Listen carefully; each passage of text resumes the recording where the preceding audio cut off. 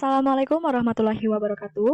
Di sini kami dari kelompok 4 ingin mempresentasikan tentang perkembangan seksualitas remaja.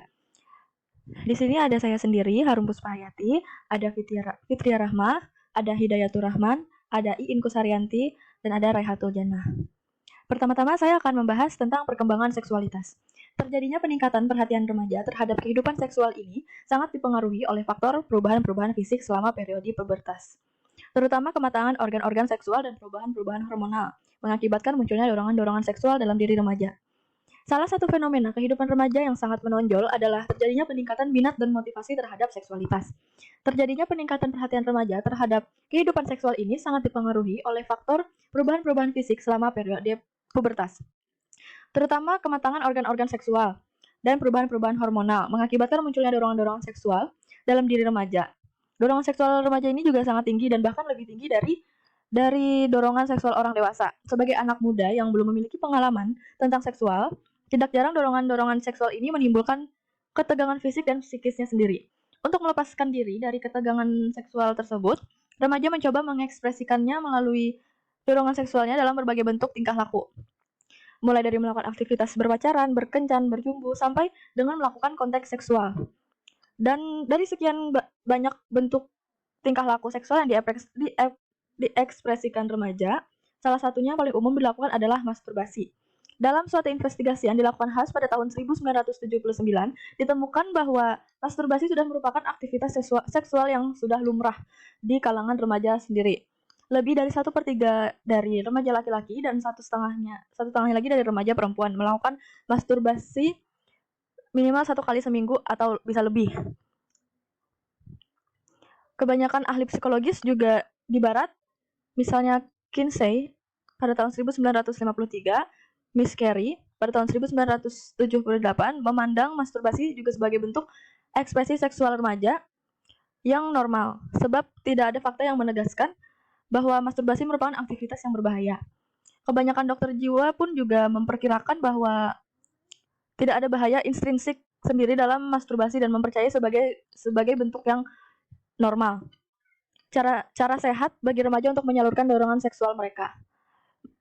Meskipun demikian, beberapa remaja juga yang melakukan masturbasi mempunyai perasaan malu, bersalah, dan perasaan takut kalau mereka berkembang menjadi sindrom masturbasi yang berlebihan.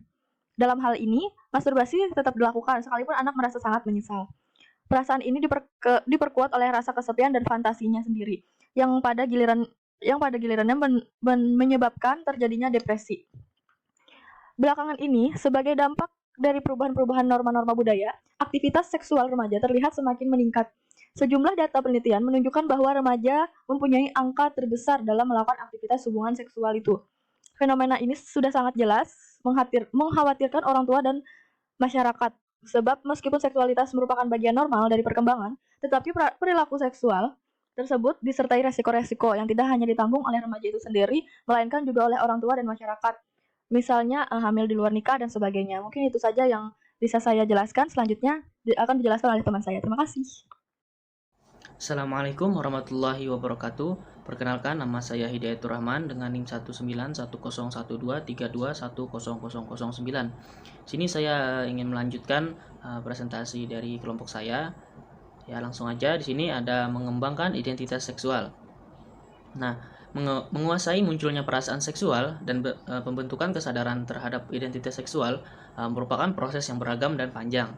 Nah, hal tersebut melibatkan pembelajaran untuk menangani perasaan-perasaan seksual seperti gairah seksual dan gaya tarik, untuk mengembangkan bentuk-bentuk baru dari keintiman, dan belajar keterampilan untuk mengatur perilaku seksual untuk menghindari konsekuensi yang tidak diinginkan. Nah, mengembangkan identitas seksual juga melibatkan lebih dari sekedar perilaku seksual. Identitas seksual itu muncul dalam konteks faktor-faktor fisik, sosial, dan budaya, dengan kebanyakan orang menempatkan kendala terhadap perilaku seksual remaja. Nah, sama halnya dengan identitas seksual itu, remaja yang dipengaruhi oleh norma-norma sosial yang berkaitan dengan seks, atau sejauh mana remaja mempersepsikan bahwa teman sebaya mereka berhubungan seks menggunakan pengaman dan seterusnya. Nah, norma sosial tersebut memiliki pengaruh penting terhadap perilaku seksual remaja. Sebagai contoh, sebuah studi terkini menunjukkan bahwa mereka ketika remaja mempersepsikan bahwa teman sebaya mereka seksual secara permisif atau terbuka, remaja memiliki tingkat yang lebih tinggi untuk memulai sebuah hubungan seksual dan terlibat dalam praktik seksual yang berisiko. Artinya, ketika remaja sudah mempersepsikan temannya itu seksual secara terbuka, jadi tingkat rasanya untuk seksual itu lebih tinggi, sebuah hubungan seksual. Jadi kayak kayak rangsangannya itu lebih tinggi, kayak pengetahuan itu menjadi lebih tinggi, pengetahuan tentang seksual. Nah, kemudian sebuah identitas seksual remaja itu melibatkan aktivitas, minat, gaya perilaku, dan sebuah indikasi orientasi seksual. Nah, apakah seseorang memiliki ketertarikan terhadap sesama jenis ataukah lawan jenis? Jadi, sebuah identitas seksual itu melibatkan aktivitasnya, juga ketahuan gitu, nah minatnya, gaya perilakunya, dan sebuah indikasi. Nah, sebagai contoh, beberapa remaja itu memiliki tingkat kecemasan yang tinggi mengenai seks, sedangkan yang lain itu rendah. Jadi kayak kecemasannya terhadap seks itu lebih tinggi lah. Dia tuh kayak kecemasan dari identitasnya tuh kita yang sedang remaja ini kayak lebih tinggi gitu tingkat terangsangannya. Kemudian remaja itu sangat terangsang, sedangkan yang lain itu tidak terlalu. Nah, yang maksudnya terangsang ini ya mengenal seks itu pasti lebih tinggi lah tingkatannya, sedangkan yang lain itu kayak biasa-biasa aja gitu. Beberapa remaja itu ada yang sangat aktif secara seksual, ada yang lain ada yang tidak sama sekali. Nah, kenapa remaja yang tidak aktif secara seksual itu? Karena respon yang kuat terhadap pendidikan agama mereka. Jadi mereka yang memang kuat dalam agamanya, mereka tidak sangat aktif dalam seksualnya. Maksudnya dia tahu seksual tapi tidak ingin kayak melakukannya, dan apalagi sampai mencobanya gitu sebelum dia dihalalkan atau sebelum perkawinan atau pernikahan. Nah, jadi orang yang remaja yang memang tidak memang acuh terhadap seksualitas tersebut, dia memang ya kuat dalam agamanya, tetapi tidak menutup kemungkinan bahwa agama itu menutupi aktivitas seksual mereka. Tetapi karena kan belum halal, belum ada status pernikahan, jadi mereka itu menutup-nutupi seksual mereka. Jadi mereka fokus ke lain gitu. Sedangkan kemudian jadi setelah memang sudah halal, baru mereka melakukan aktivitas seksual mereka. Nah, kemudian kebanyakan laki-laki itu terjadinya homoseksual, dan pada perempuan itu lesbian. Nah, masih berjuang secara diam-diam dalam ketertarikan terhadap sesama jenis. Pada masa kanak-kanak tidak terlibat dalam kencan heteroseksual, dan secara bertahap mengakui bahwa mereka pria homoseksual atau perempuan itu lesbian pada pertengahan hingga akhir masa remaja. Jadi memang dari anak-anak itu mereka entah kenapa kayak menyukai laki-laki gitu, perempuan suka kepada perempuan, sampai mereka itu kayak selalu berdua atau menggali informasi mengenai seksual itu berdua gitu, tetapi sesama jenis, karena besar kemungkinan karena terhalangnya teman lawan jenis, karena mereka sering berteman dengan yang sesama jenis. Jadi mereka tuh menggali pengetahuan itu bersama-sama ya kan. Jadi kayak setelah tahu jadi ingin mencoba dan terjadilah homoseksual dan lesbian mengenai hal tersebut. Jadi pria homoseksual itu dan perempuan yang lesbian itu memiliki pola yang beragam dari ketertarikan awal, seringkali memiliki daya tarik biseksual dan mungkin memiliki ketertarikan secara fisik atau emosial terhadap individu sesama jenis, tetapi tidak terlalu jatuh cinta dengan mereka. Artinya setelah nanti besar nanti atau sampai kapan tuh atau remaja akhir itu mereka sudah mengetahui eh, bahwa cintanya itu jatuh cintanya itu kepada lawan jenis dan ketertarikannya itu kepada lawan jenis. Mungkin itu saja dulu dari saya. Terima kasih. Selanjutnya dilanjutkan oleh teman saya. Assalamualaikum warahmatullahi wabarakatuh. Selanjutnya adalah waktu dan kecenderungan perilaku seksual remaja. Perilaku permulaan seksual bervariasi menurut negara dan gender serta karakteristik sosioekonomi lainnya. Dalam sebuah penelitian lintas budaya di antara perempuan, proporsi melakukan hubungan seksual untuk pertama kalinya pada usia 17 tahun berkisar dari 72% di Mali menjadi 47% di Amerika Serikat dan 45% di Tanzania. Presentasi pria yang sudah pernah melakukan hubungan seksual pertama kalinya pada usia 17 tahun berkisar dari 76% di Jamaika hingga 64% di Amerika Serikat dan 63% di Brazil. Di Amerika Serikat, pria, individu Amerika Serikat, dan remaja kota dilaporkan sebagai yang paling aktif secara seksual, sedangkan remaja Asia Amerika memiliki jadwal seksual yang paling terbatas. Sebuah studi terbaru meneliti peran bahwa akulturasi dapat mempengaruhi perilaku seksual remaja Latin. Lebih sedikit remaja Latin generasi pertama yang melakukan hubungan seksual pertama sebelum usia 18 tahun, dan lebih sedikit remaja Latin generasi pertama dan kedua menggunakan kontrasepsi secara konsisten pada usia 17 tahun daripada remaja Latin generasi ketiga. Jadi ketika akulturasi berlangsung, perilaku seksual remaja Latin mulai mendekati remaja kulit putih non-Latin, permulaan seksual yang lebih awal dan peningkatan penggunaan kondom. Nah, ada peningkatan dramatis dalam seks oral selama masa remaja.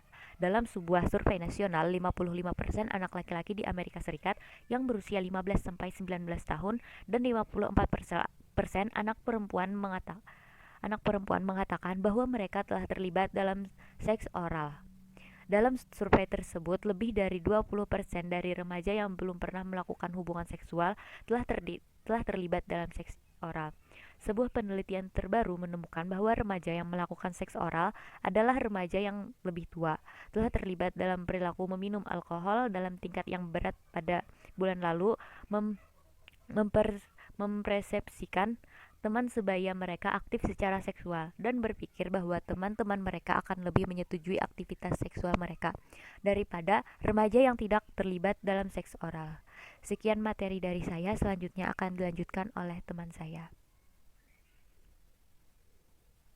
Akan melanjutkan penjelasan dari teman saya tentang pengambilan resiko seksual pada masa remaja. Sebagian besar remaja menjadi aktif secara seksual pada beberapa titik selama masa remaja. Mereka melakukan hubungan seksual sebelum usia 16 tahun. Remaja yang berhubungan seks sebelum usia 16 tahun seringkali adalah pengguna kontrasepsi yang tidak efektif sehingga menimbulkan resiko kehamilan remaja dan infeksi menular seksual. Sebuah studi longitudinal menunjukkan bahwa masalah perhatian dan tingginya tingkat perilaku agresif yang mengganggu di sekolah meningkatkan resiko berbagai masalah perilaku, seperti ketidakmampuan menyesuaikan diri di sekolah, tingkah laku antisosial, dan penggunaan narkoba. Di sekolah menengah pertama, yang pada akhirnya berhubungan dengan permulaan dini aktivitas sosial dalam bukunya Schofield dan kawan-kawan tahun 2008. Saja yang bisa terjadi pada remaja diantaranya yang pertama yaitu penggunaan alat kontrasepsi. Kaum muda menghadapi dua macam resiko, yaitu kehamilan yang tidak diinginkan dan infeksi menular seksual. Kedua resiko tersebut dapat dikurangi secara signifikan jika kontrasepsi digunakan secara konsisten. Yang kedua, infeksi menular seksual.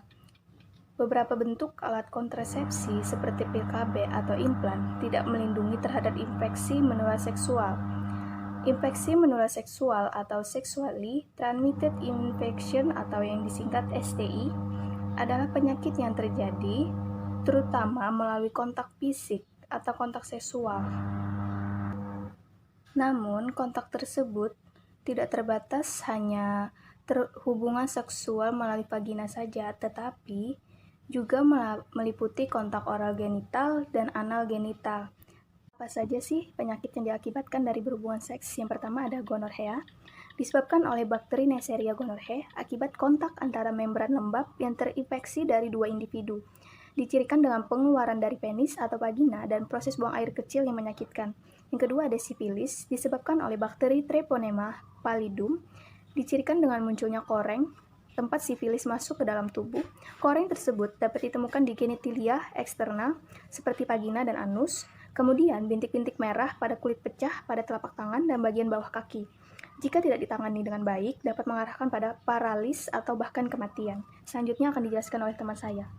Saya Yin Pusaryanti dengan NIM 1910123328. Di sini saya akan melanjutkan penjelasan teman saya tadi terkait IMS pada poin C, yaitu chlamydia.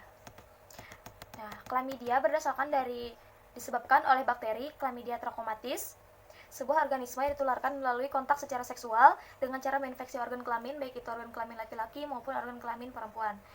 Perhatian khusus adalah pada wanita yang dengan chlamydia itu dapat menjadi infertil. Oleh karena itu, direkomendasikan untuk remaja putri maupun wanita dewasa melakukan pemeriksaan IMS ini per tahun. Lalu yang D, ada herpes genital, disebabkan oleh famili virus dengan jenis-jenis yang berbeda, melibatkan mewabahnya luka lecet dan ditularkan melalui kontak seksual. Yang berikutnya ada AIDS yang disebabkan oleh virus HIV yang menghancurkan sistem imun tubuh, dan sperma dan darah merupakan sarana utama penyebaran.